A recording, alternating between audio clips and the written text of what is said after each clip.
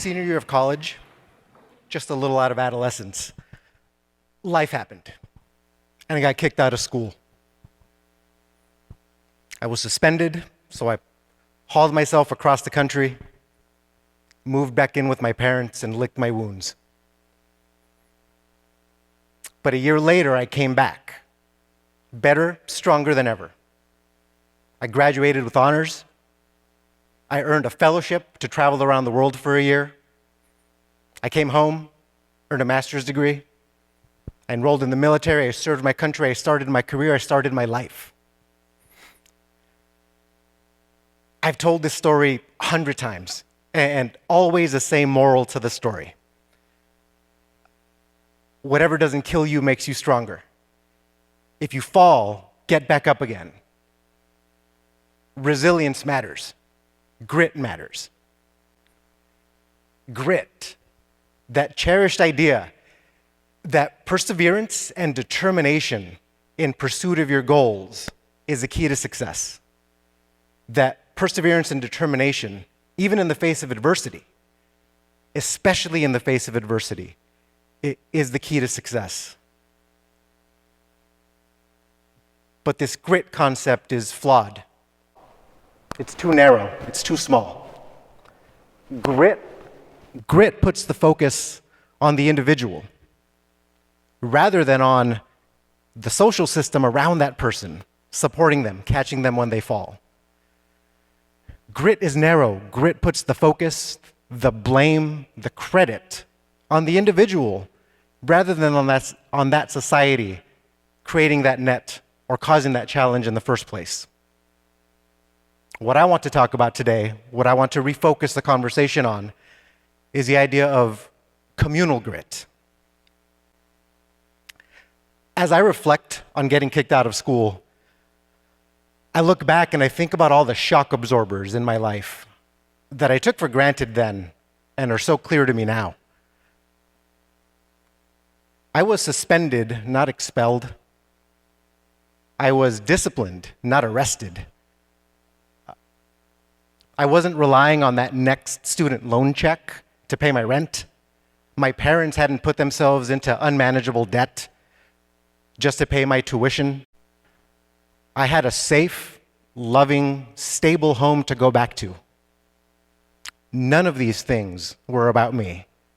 None of these things were a reflection of my character or my strength. It was really a function of communal grit that I get to stand here before you.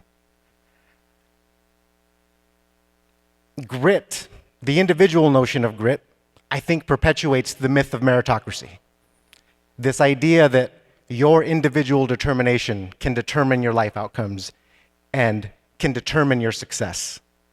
That myth of meritocracy, which in particular overlooks the barriers and biases and obstacles that people of color in this country face in particular.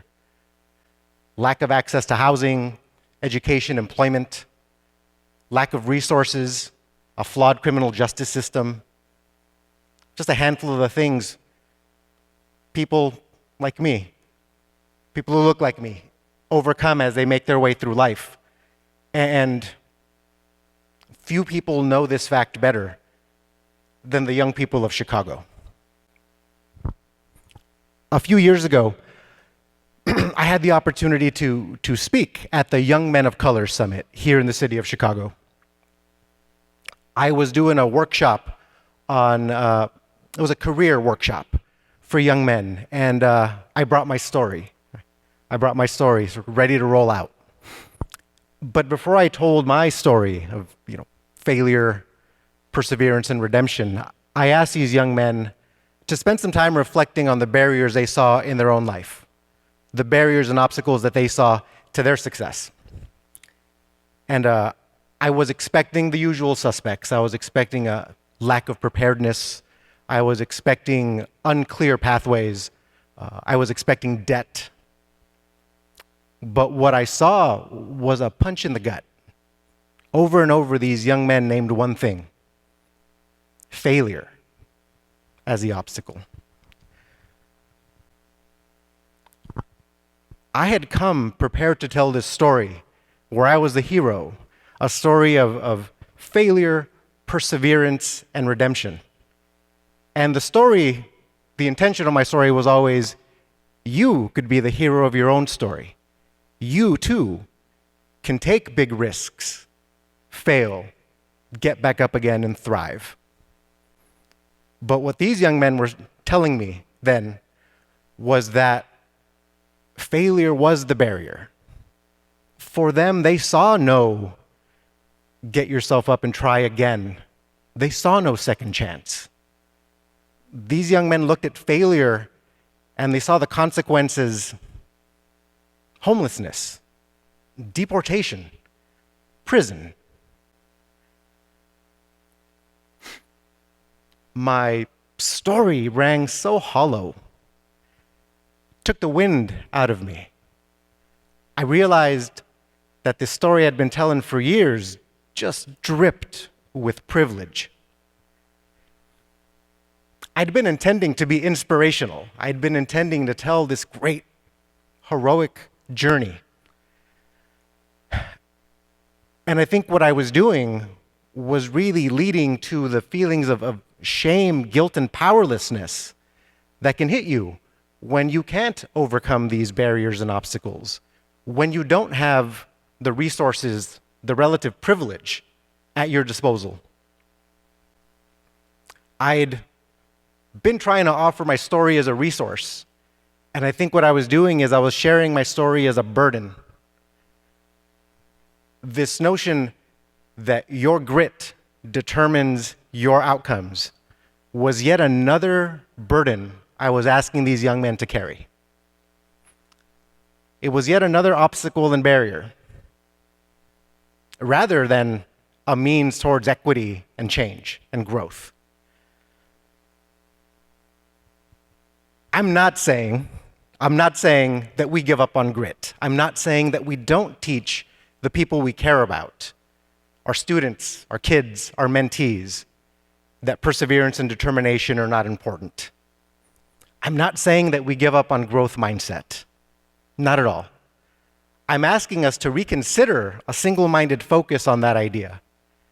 I'm asking us to take responsibility for these people we care about. I'm asking us to double down on this idea of communal grit.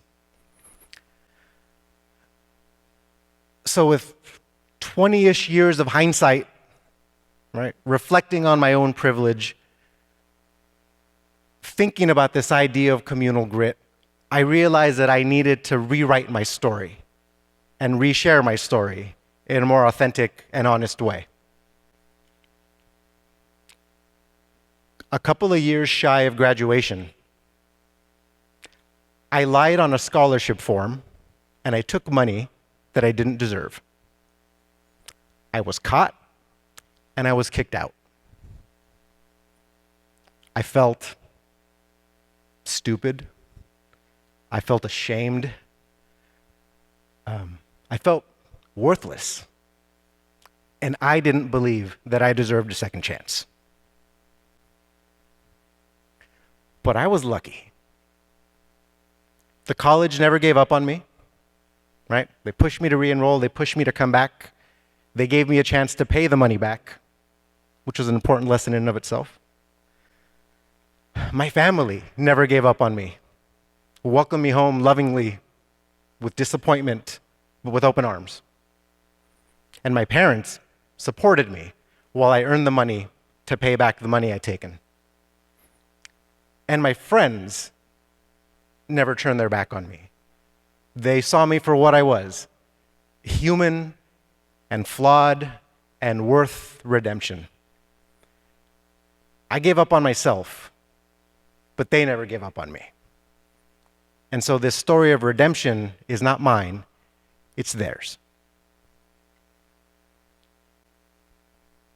So, let's continue to imbue those we love, those we care about, those we nurture, with a strong sense that perseverance and determination are skills that can be learned, practiced, and grown.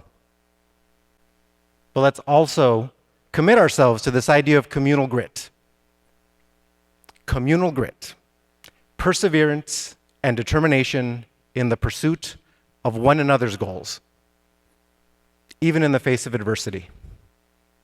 Perseverance and determination, even in the face of our own mistakes and shortcomings, especially in the face of our own mistakes and shortcomings. Thank you.